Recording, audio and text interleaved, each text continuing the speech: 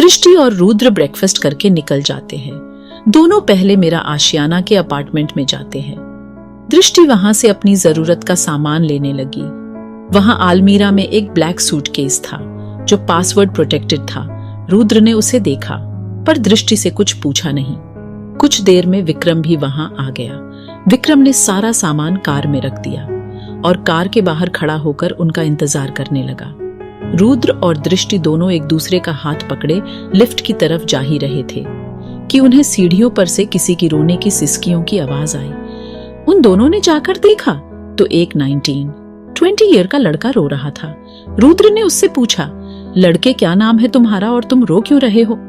रोहन ने आवाज सुनकर ऊपर सिर उठाया तो उसके सामने एक मास्क वाला आदमी था और उसके साथ एक ब्यूटीफुल लड़की थी।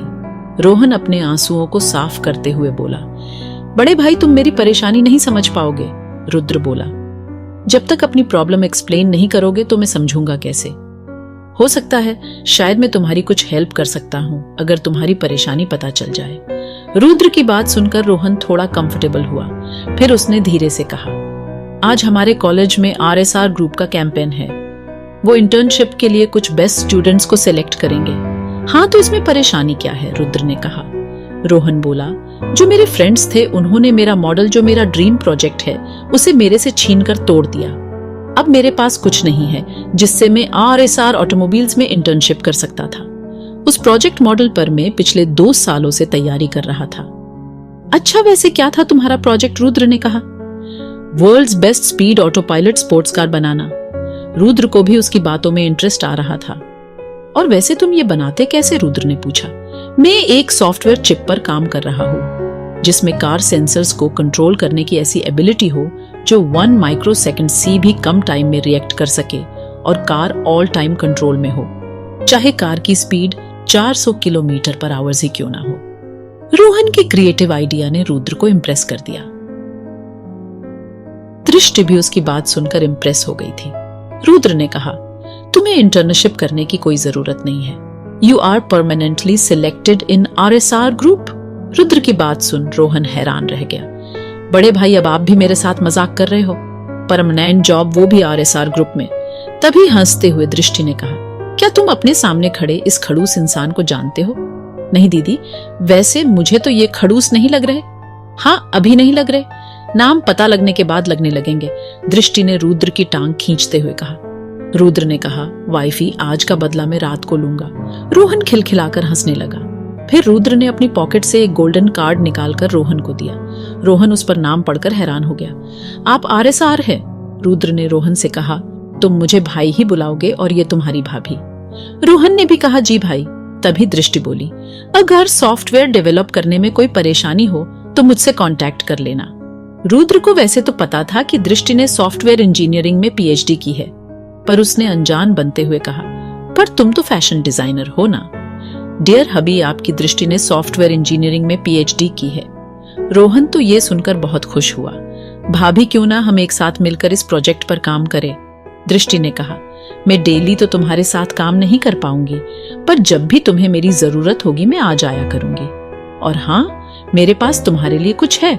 और उस ब्लैक सूटकेस में से एक चिप निकालकर रोहन को दे दी। भाभी ये क्या है? ये ऐसा ही सिस्टम है जिस पर तुम काम कर रहे हो।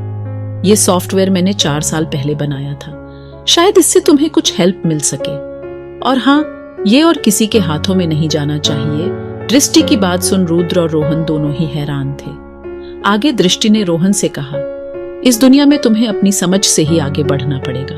अपने फ्रेंड्स के धोखा देने से तो ये बात तुम्हें समझ में आ ही गई होगी और तुम्हें इंसानों लो परखना आना चाहिए। अब तुम बच्चे नहीं रहे।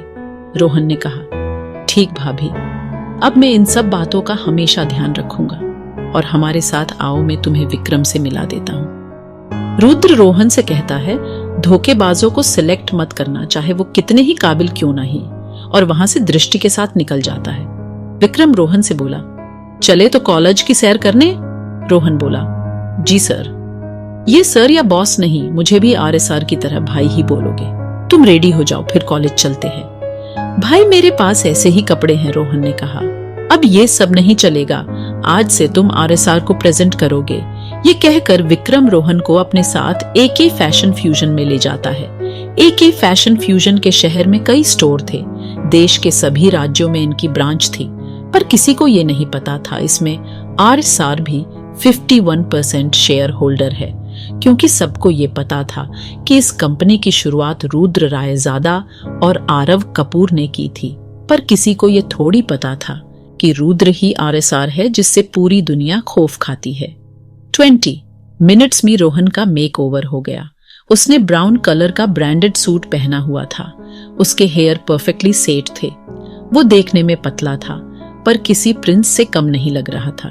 उसने ब्लैक कलर के गॉगल्स पहने हुए थे। विक्रम ने कहा, छोटे, तू तो मेरी तरह एकदम प्रिंस लग रहा है। रोहन ने मजाक करते हुए कहा, भाई, पर मैं आपसे ज्यादा हैंडसम लग रहा हूँ। इतना कहकर वो कार की तरफ भाग लिया। ये छोटा शैतान तो बहुत तेज है। रुद्र से ज्यादा हीरे की परख किसे हो सकती है। मन ही मन अपने आप से बातें कर विक्रम भी कार के पास चला गया। विक्रम ने रुद्र से पूछा, छोटे, तेरे पास ड्राइविंग लाइसेंस है? रुद्र ने कहा, जी भाई, मेरे पास है। विक्रम ने कार की चाबी रोहन की तरफ उछाल दी। आज से ये कार तेरी। विक्रम की बात सुनकर रोहन हैरान होते हुए बोला, भाई, ये कार में नहीं ले सकता। विक्रम ने कहा, ये तेरे बड़े भाई की तरफ से छोटा सा गिफ्ट है, क्या अब भी नहीं लेगा? विक्रम की प्यार भरी बात सुनकर रोहन की आंखों में आंसू आ गए। विक्रम ने कहा, क्या हुआ छोटे? रोहन भागकर विक्रम के गले लग गया। आज तक फील ही नहीं हुआ ना बड़े भाई का सिर पर हाथ होना कैसा लगता है।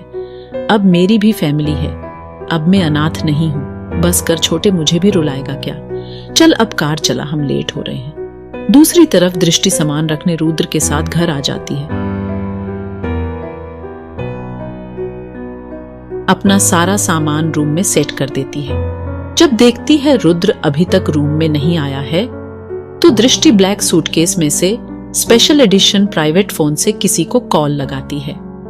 कॉल कनेक्ट होने पर दृष्टि कहती है कौन था जिसने ये सब किया। उधर से फोन पर कुछ आवाज आती है और दृष्टि कहकर कॉल डिस्कनेक्ट कर देती है। दृष्टि ने किससे कॉल पर बात करी थी और क्या था ब्लैक सूटकेस का राज जानने के लिए जुड़े रहिए नोवेल राइटर के साथ बिलियनियर CEO's सीक्रेट वाइफ।